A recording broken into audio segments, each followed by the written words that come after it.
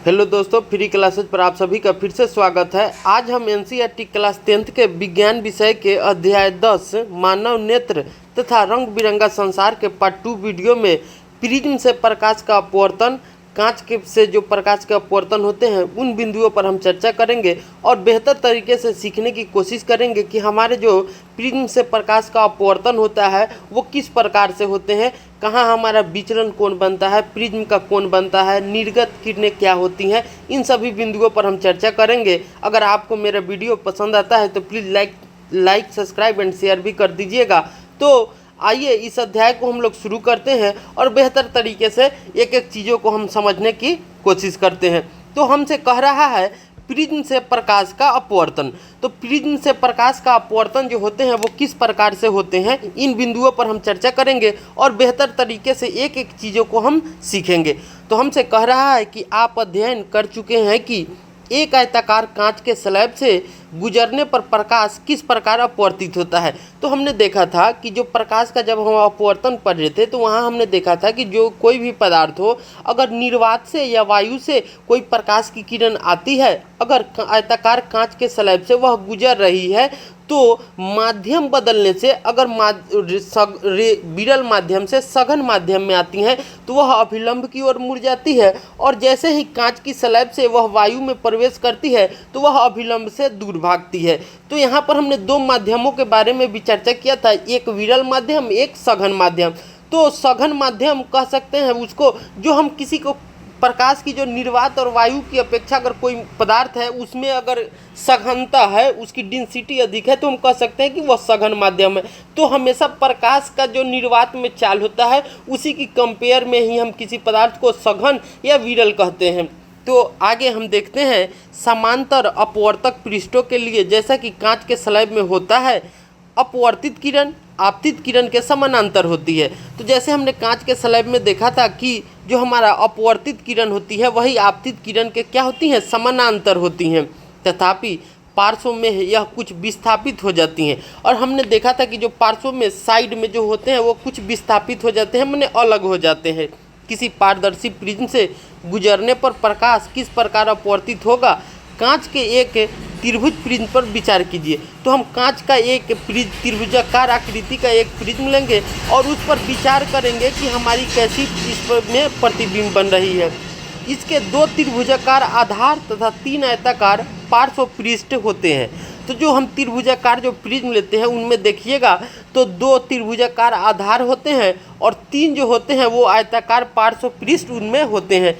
ये पृष्ठ एक दूसरे को से पर झुके होते हैं। ये पृष्ठ जो होते हैं एक दूसरे पर क्या होते हैं, झुके होते हैं। इसके दो पार्श्व फलकों के बीच के कोण को प्रिज्म कोण कहते हैं। और ये पृष्ठ जो एक दूसरे पर झुके होते हैं तो इसके जो दो पार्श्व फलक होते हैं, साइड होंगे, उनके बीच में जो कोण बनता है उसको हम लोग प्रिज्म कोण कहते हैं। क्या कहते हैं, प्रिज्म कोण कहते हैं। आइए अब एक क्रियाकलाप के द्वारा अध्ययन करेंगे कि कांच के त्रिभुज प्रिज्म से गुजरने पर प्रकाश किस प्रकार अपवर्तित करते हैं। तो एक क्रियाकलाप द्वारा हम जानने की कोशिश करेंगे कि जो हमारा कांच का प्रिज्म होता है वह किस प्रकार प्रकाश की किरणों को अपवर्तित करता है। अब हमारा कह रहा है, जरा सोचिए, अद्भुत वस्तुओं का वर्णन करते आप जिन्हें देख सकते हैं आप, चमकीला है दीप्त सूर्य कहते हैं यह आप, अनुभव मैं भी करता दीप्त सूर्य का ताप, पर समझ न पाया अब तक यह मैं बनाता कैसे दिन और रात। यह जो लाइन है वो सीबेर के द्वारा लिखी हुई अंग्रेजी भाषा की रचित कविता के कुछ पंक्तियां हैं जिनका हिंदी में अनुवाद किया गया है।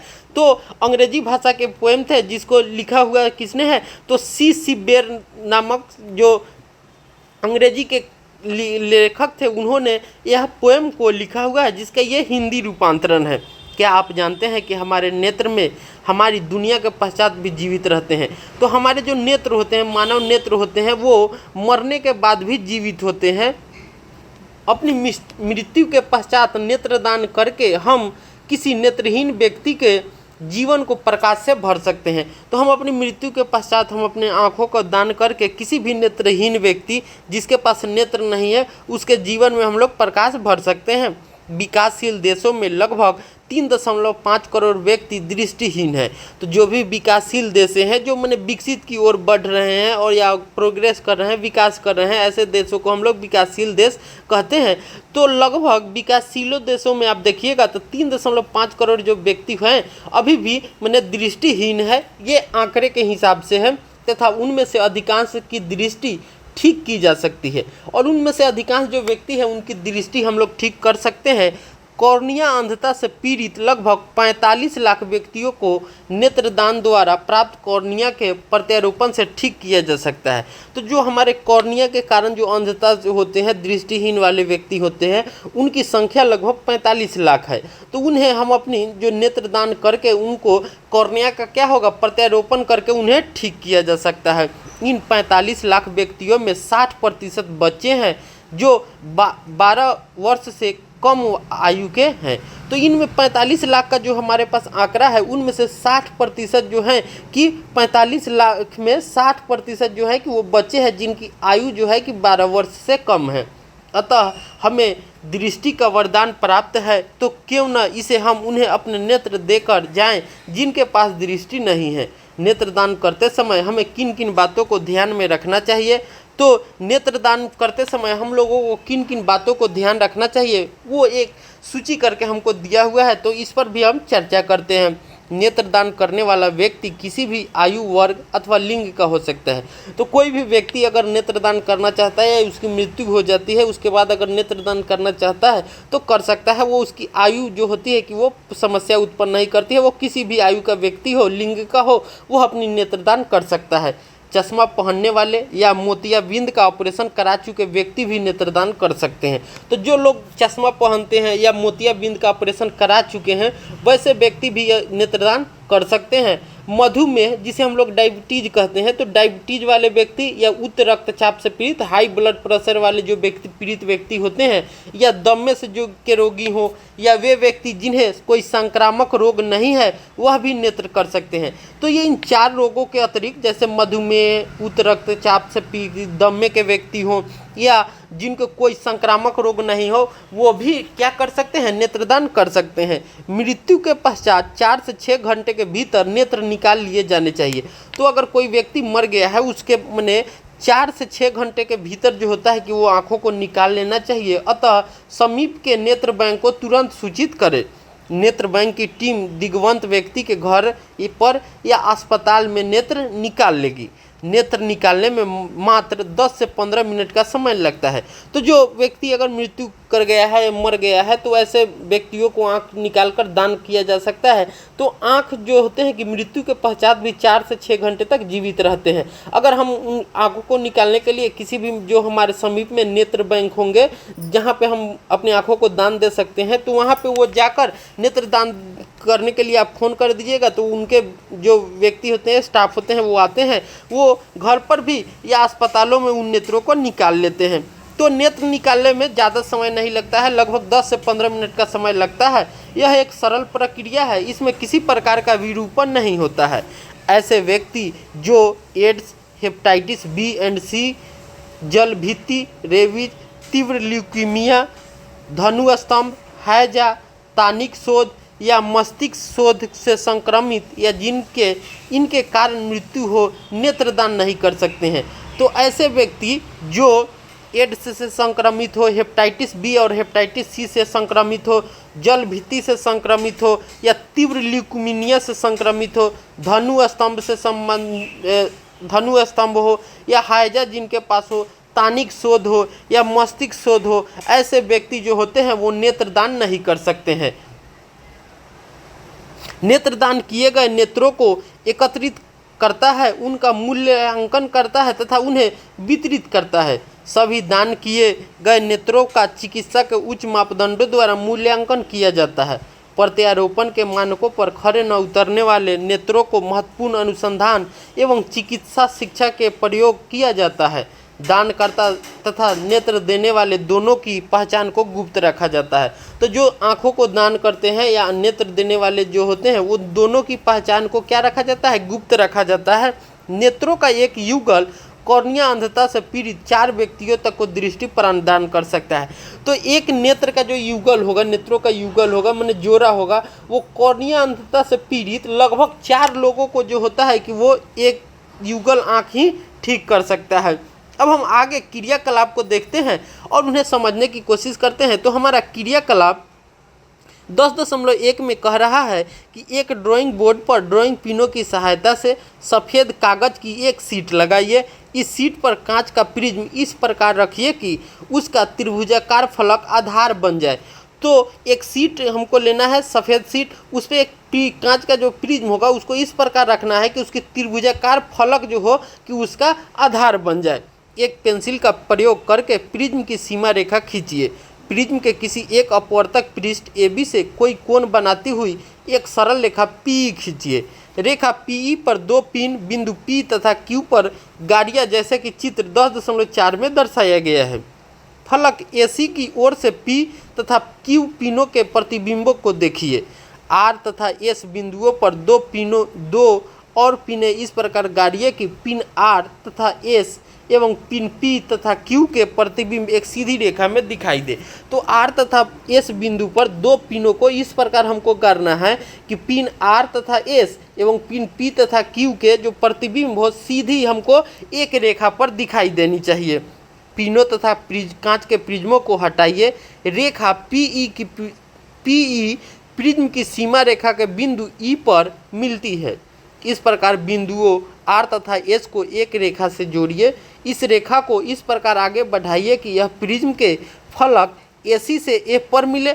हम पहले ही देख चुके हैं कि पिनों P तथा Q को मिलाने वाली रेखा फलक AB से E पर मिलती है तथा E तथा F को मिलाइए। प्रिज्म के अपवर्तक पृष्ठों AB तथा AC पर क्रमशः बिंदुओं E तथा F पर अभिलंब खींचिए। चित्र 10.4 में दर्शाए अनुसार आपतन कोण कोण I, अपवर्तन कोण कोण R तथा निर्गत कोण E को चिन्हित कीजिए। अब जैसा कि हमको चित्र 10.4 में दिया हुआ है, यहाँ हमारा कांच का त्रिभुजाकार जो है कि प्रिज्म से प्रकाश का अपवर्तन हो रहा है। तो हमने सबसे पहले एक प्रिज्म लिया जिसका नाम हमने रख दिया ABC। क्या है? ABC। देखिए यहाँ ABC। जब प्रिज्म से कोई प्रकाश किरण आ रही है, ये देख सकते हैं आ रही है, तो ये प्रिज्म से टकराकर अपवर्तित होती है। क्या होती है? अपवर्तित होती है। तो इसकी सीधी रेखा तो ऐसे, सीधी रेखा ऐसे जाना चाहिए, लेकिन जब हम वायु से जा रहे हैं तो प्रिज्म हमारा क्या हो गया? सघन माध्यम हो गया। तो हम जानते हैं कि जब विरल माध्यम से सघन माध्यम में जाते हैं तो अभिलंब की ओर मुड़ जाती है। तो यहाँ देखिए ये हमारा क्या है? N और N डैश है, जो कि ये हमारा अभिलंब है। तो ये क्या होंगी? तो अभिलंब की ओर मुड़ जाती हैं। अब जैसे ही सघन माध्यम से विरल माध्यम में जाएंगी तो यहाँ पर क्या होते हैं? अभिलंब से दूर भागती है। तो अभिलंब हमारा क्या है? M और MN डैश है, तो ये अभिलंब से दूर भाग जाती है। तो अब देखिए यहाँ पे ये हमारा क्या है? अपवर्तित किरण है। अब यहाँ पर जो आपतित किरण से और अभिलंब के बीच में जो कोण बनते हैं उसे हम कोण I के द्वारा लिखते हैं। कोण I, जिसे हम लोग क्या कहते हैं? आपतन कोण कहते हैं। अब देखिए इससे हमारा क्या होता है? तो ये अपवर्तित हो रही है, तो हम जानते हैं कि अपवर्तित और अभिलंब के बीच में जो कोण बनते हैं उसे हम लोग अपवर्तित कोण कहते हैं। तो यहाँ देखिए कोण R जो है हमारा, कोण R ये क्या है? अपवर्तित कोण है। क्या है? अपवर्तित कोण है। अब या हम लोग अपवर्तन कोण कह सकते हैं, अपवर्तन कोण। अब देखिए यहाँ से फिर ये किरणें जा रही हैं और आगे फिर कांच से निकलकर बाहर वायु में प्रवेश कर रही है।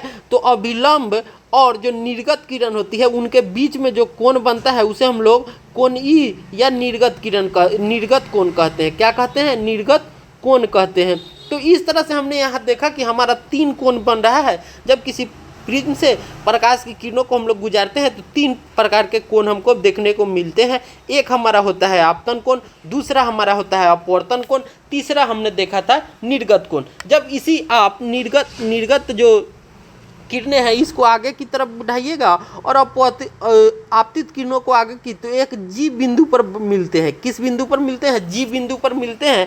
तो G बिंदु, और जब G बिंदु को हम आगे लोग H तक बढ़ाते हैं तो यहाँ पर देखिएगा तो निर्गत किरण और जो अभिलंब होते हैं आपतित किरण के बीच में भी एक कोण बनता है जिसे हम लोग डी कहते हैं, या कोण डी कहेंगे या विचलन कोण कहते हैं। यहाँ पे कोण डी जो हमारा है क्या है, विचलन कोण है। तो यहाँ से हम देख सकते हैं कि जो हमारा पीई है, पीई क्या है तो आपतित किरण है। यहाँ पर ईएफ हमारा क्या है, अपवर्तित किरण है। ईएफ अपवर्तित किरण है। उसी प्रकार से एफ और एस हमारा क्या है, निर्गत किरण है। और ए बी सी क्या है, हमारा प्रिज्म है। ए बी सी क्या है, हमारा प्रिज्म है। और कोण जो ए हमारा है, कोण ए वो क्या है तो हमारा प्रिज्म कोण है। अब देखिए यहाँ पे कोण आई जो है कि हमारा आपतन कोण है, कोण आर हमारा अपवर्तन कोण है, कोण ई हमारा निर्गत कोण है, और कोण डी हमारा क्या है, विचलन कोण है। यहाँ पी आपतित किरण है, ई एफ अपवर्तित किरण है तथा एफ एस निर्गत किरण है। आप देख सकते हैं कि पहले पृष्ठ ए बी पर प्रकाश की किरण वायु से कांच में प्रवेश कर रही है। तो हम पहले पृष्ठ ए बी पर जो प्रिज्म का एक फलक है उस पर देख रहे हैं, तो हम किरण जो होती है कि वो कहाँ से प्रवेश कर रही है, तो वायु से कांच में प्रवेश कर रही है या प्रिज्म में प्रवेश कर रही है। अपवर्तन के पश्चात प्रकाश की किरण अभिलंब की ओर मुड़ जाती है तथा दूसरे पृष्ठ एसी पर प्रकाश की किरण कांच से वायु में प्रवेश करती है, अतः यह अभिलंब से दूर मुड़ जाती है। प्रिज्म के प्रत्येक अपवर्तक पृष्ठ पर आपतन कोण तथा अपवर्तन कोण की तुलना कीजिए।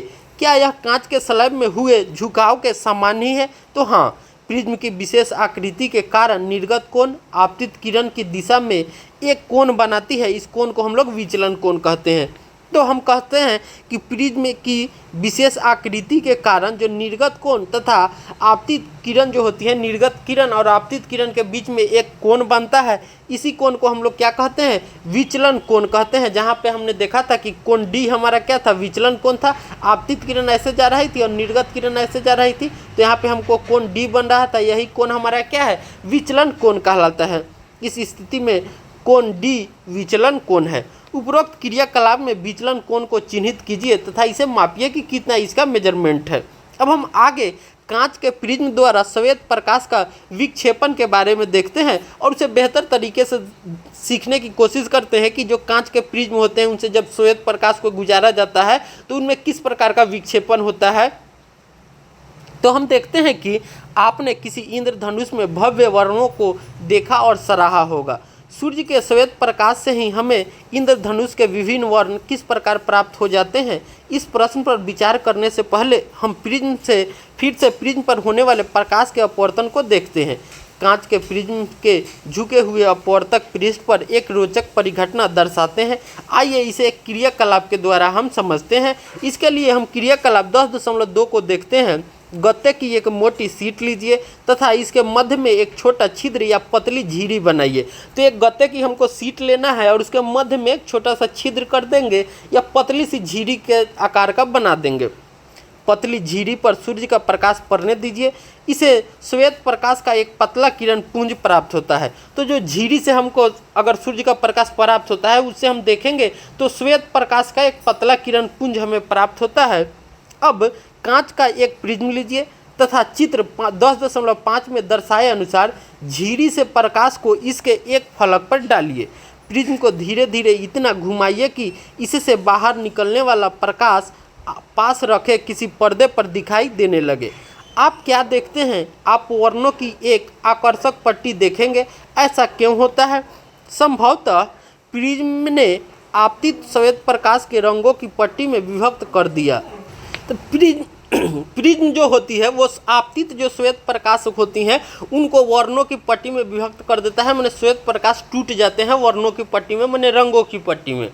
इस रंगीन पट्टी के दोनों सिरे पर दिखाई देने वाले वर्णों को नोट कीजिए। पर्दे पर दिखाई देने वाले वर्णों का क्रम क्या है? दिखाई देने वाले विभिन्न वर्णों का क्रम बैगनी, मैंने सबसे पहले हम किसको देखते हैं तो नीचे में देखिएगा तो हम सबसे पहले बैगनी को देखते हैं, नीचे से जामुनी को देखते हैं, नीला को देखते हैं, हरा देखते हैं, पीला देखते हैं, नारंगी देखते हैं और लाल को देखते हैं। तो यहाँ पे आप देख सकते हैं तो हमको 7 रंगों की एक पट्टी प्राप्त होती है, जैसा कि चित्र 10.5 में हमको दर्शाया गया है।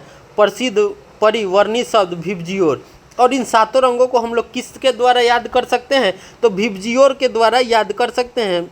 विब विबजियोर। अब विबजियोर का मतलब क्या हो जाता है, तो violet, indigo, blue, green, yellow, orange, red.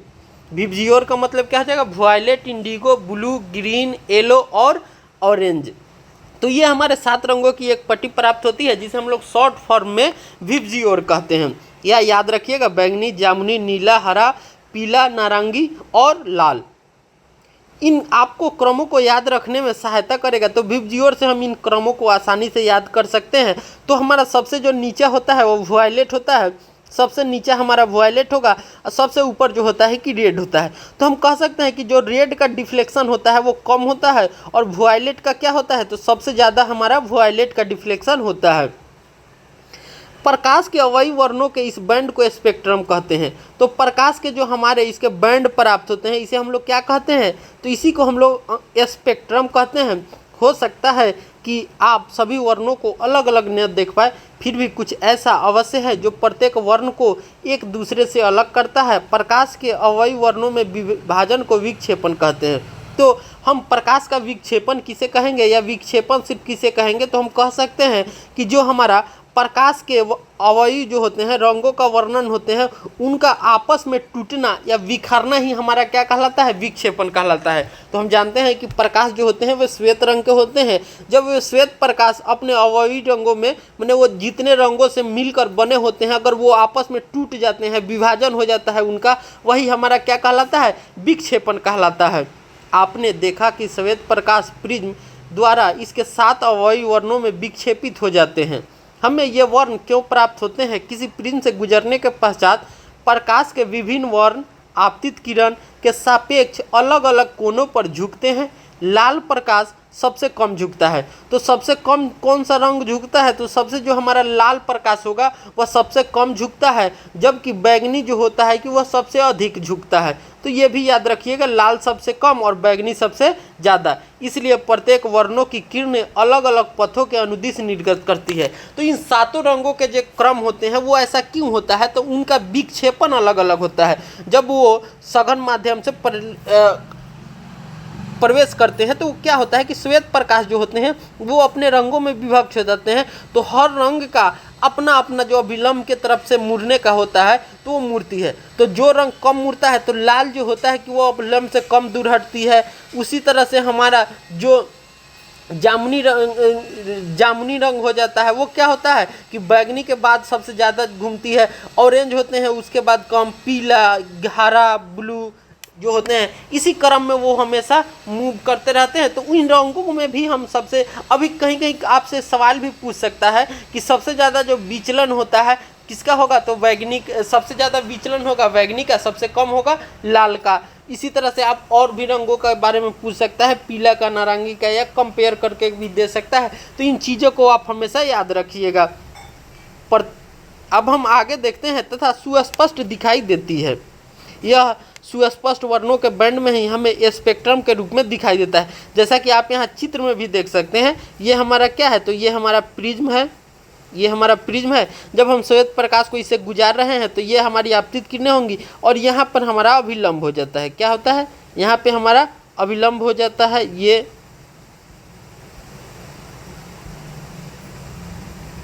अब ये हमारा अभिलंब हो जाता है। तो ये डिफ्लेक्ट कर रही हैं और ये अपना माध्यम बदल रही हैं। अब हम आगे देखते हैं, आइजैक न्यूटन ने सर्वप्रथम सूर्य का स्पेक्ट्रम प्राप्त करने के लिए कांच के प्रिज्म का उपयोग किया। तो आपसे कभी कभी ये भी सवाल पूछते हैं कि सर्वप्रथम जो सूर्य का स्पेक्ट्रम किसने प्राप्त किया था, तो सर आइजैक न्यूटन ने सर्वप्रथम जो होता है कि सूर्य का स्पेक्ट्रम प्राप्त करने के लिए कांच का उपयोग किया था। दूसरे समान प्रिज्म उपयोग करके उन्होंने श्वेत प्रकाश के स्पेक्ट्रम के वर्णों को और अधिक विभक्त करने का प्रयत्न किया, किंतु उन्हें और अधिक वर्ण नहीं मिल पाए। फिर उन्होंने चित्र 10.6 की भांति एक दूसरा सर्वसम प्रिज्म पहले प्रिज्म के सापेक्ष उल्टी स्थिति में रखा। इससे स्पेक्ट्रम के सभी वर्ण दूसरे प्रिज्म से होकर गुजरे तो उन्होंने देखा कि दूसरे प्रिज्म से श्वेत प्रकाश का किरणपुंज निर्गत हो रहा है। तो उन्होंने, सर आइजैक न्यूटन ने चाहा कि मैंने जो प्रिज्म है उससे सूर्य के प्रकाश से और रंगों को प्राप्त किया जाए, पर उन्हें सूर्य के प्रकाश में कोई और रंग नहीं मिला। तो उन्होंने प्रिज्म को क्या किया कि उल्टा करके जब उन्होंने रखा तो फिर उन्होंने श्वेत प्रकाश को प्राप्त किया। इस प्रेक्षण से न्यूटन को यह विचार आया कि सूर्य का प्रकाश 7 वर्णों से मिलकर बना है। तो इससे न्यूटन ने कहा कि जो सूर्य के प्रकाश होते हैं वो 7 रंगों से मिलकर बने होते हैं। कोई भी प्रकाश जो सूर्य के प्रकाश के सदृश स्पेक्ट्रम बनाता है प्रायः श्वेत प्रकाश कहलाता है। तो कोई भी प्रकाश जो सूर्य के प्रकाश के सदृश स्पेक्ट्रम बनाता है उन्हें हम लोग श्वेत प्रकाश कहते हैं। क्या कहते हैं? श्वेत प्रकाश कहते हैं। जैसा कि आप देख सकते हैं चित्र 10.6 में श्वेत प्रकाश के स्पेक्ट्रम का पुनर्योजन है। जैसा कि यहाँ से हम श्वेत प्रकाश गुजारते हैं प्रिज्म से, तो सबसे कम जो विचलन होता है हमारा रेड का होता है और सबसे ज़्यादा जो हमारा विचलन होता है वायलेट का होता है। जब इन्हीं 7 रंगों में विभक्त जब प्रकाश की किरणों को जब हम प्रिज्म को उल्टा करके रखते हैं तो पुनः ये 7 रंग जो होते हैं विभक्त होकर हमें श्वेत प्रकाश देते हैं। यही है न्यूटन साहब ने किया था प्रयोगों द्वारा, जब 2 कांच के प्रिज्मों को रखकर उन्होंने देखा था। इंद्रधनुष वर्षा के पश्चात आकाश में जल के सूक्ष्म कणों में दिखाई देने वाला प्राकृतिक स्पेक्ट्रम है। यह वायुमंडल में उपस्थित जल की सूक्ष्म बिंदुओं द्वारा प्रकाश के परिक्षेपण के कारण प्राप्त होता है। तो जो हमारे इंद्रधनुष होते हैं जब वर्षा के पश्चात हमें आकाश में दिखाई देते हैं वो जल के सूक्ष्म कणों में दिखाई देने वाला हमारा प्राकृतिक स्पेक्ट्रम होता है। यह वायुमंडल में उपस्थित जल की सूक्ष्म बूंदों तथा सूर्य के प्रकाश के परिक्षेपण के कारण प्राप्त होता है। इंद्रधनुष सदैव सूर्य के विपरीत दिशा में बनता है। तो इंद्रधनुष होते हैं वो हमेशा आप देखिएगा तो सूर्य के विपरीत दिशा में बनते हैं। मैंने सूर्य अगर पश्चिम से है तो इंद्रधनुष हमारा कहाँ पूरब की तरफ बनता है। अगर सूर्य जो है कि अगर पूर्व दिशा का हो तो पश्चिम में बनेगा, उत्तर में हो तो दक्षिण में बनेगा, दक्षिण में हो तो पूर्व में बनता है। जल की कुछ बूंदें छोटे प्रिज्मों की भांति कार्य करती है। तो जल की जो कुछ बूंदें होती है वो भी छोटे प्रिज्मों की भांति कार्य करती है। सूर्य के आपतित प्रकाश को ये बूंदें अपवर्तित तथा विक्षेपित करती हैं। और ये जो होती हैं सूर्य से कि तो आपतित जो प्रकाश होते हैं ये बूंदें अपवर्तित तथा विक्षेपित कर देती हैं वो जल की सूर्य की प्रकाश के किरणों को, वो हमारा जल। तो तत्पश्चात इसके आंतरिक परावर्तित करती है। अंततः जल की बूंदें से बाहर निकलते समय प्रकाश को पुनः अपवर्तित करती है। प्रकाश के परिक्षेपण तथा आंतरिक परावर्तन के कारण विभिन्न वर्ण प्रेक्षक के नेत्रों तक पहुँचते हैं। तो ये जो प्रक्रियाएं होती हैं हमारी, जो प्रकाश के परिक्षेपण होते हैं या आंतरिक परावर्तन के कारण विभिन्न जो रंग के प्रेक्षक होते हैं वो हमारे नेत्रों तक पहुँचते हैं और हम आसानी से उन चीज़ों को देख सकते हैं। यदि सूर्य आपकी पीठ की ओर हो और आप आकाश की ओर धूप वाले किसी दिन किसी जल प्रपात तथा जल के फवारे से देखें तो आप इंद्रधनुष को सदृश से देख सकते हैं। तो हमसे कह रहा है कि यदि हम सूर्य की ओर पीठ करके खड़े हो और आप आकाश की ओर धूप वाले दिन किसी जल प्रपात के पास में या जल के फवारे से देखें तो हम इंद्रधनुष को आसानी से देख सकते हैं। जैसा कि हम चित्र 10.7 में देख सकते हैं, ये हमारा आकाश में बना हुआ इंद्रधनुष है। इंद्रधनुष है, ये आकाश में बना हुआ है। तो ये कैसे बनते हैं? तो जो ये हमारा वर्षा के जल का बूंद हो गया, अगर सूर्य की प्रकाश इस पर पड़ती है तो ये क्या करती है कि प्रिज्म की भांति जो होती है कि सूर्य को प्रकाश को अपवर्तित कर देती है और हमारा यहाँ पे देखिएगा तो इंद्रधनुष का निर्माण हो जाता है। तो हमने जो हमारे कांच से परावर्तन या जो कांच के प्रिज्म द्वारा श्वेत प्रकाशों का विक्षेपण के बारे में पढ़ा, हमने प्रिज्म से अपवर्तन के बारे में भी इन बिंदुओं पर चर्चा की। तो हम अगले पार्ट में वायुमंडलीय अपवर्तन क्या होते हैं या उनके बारे में हम विस्तृत जानकारी लेंगे और विस्तृत तरीके से पढ़ेंगे। अगर इस अध्याय से रिलेटेड आपको कहीं समस्या है तो आप कमेंट सेक्शन में लिख सकते हैं। तो अगर आपको मेरा वीडियो अच्छा लगेगा तो प्लीज़ लाइक सब्सक्राइब भी कर दीजिएगा। तो मिलते हैं अगले वीडियो में अगले पार्ट के साथ। तो आज के लिए इतना ही, तब तक के लिए बाय।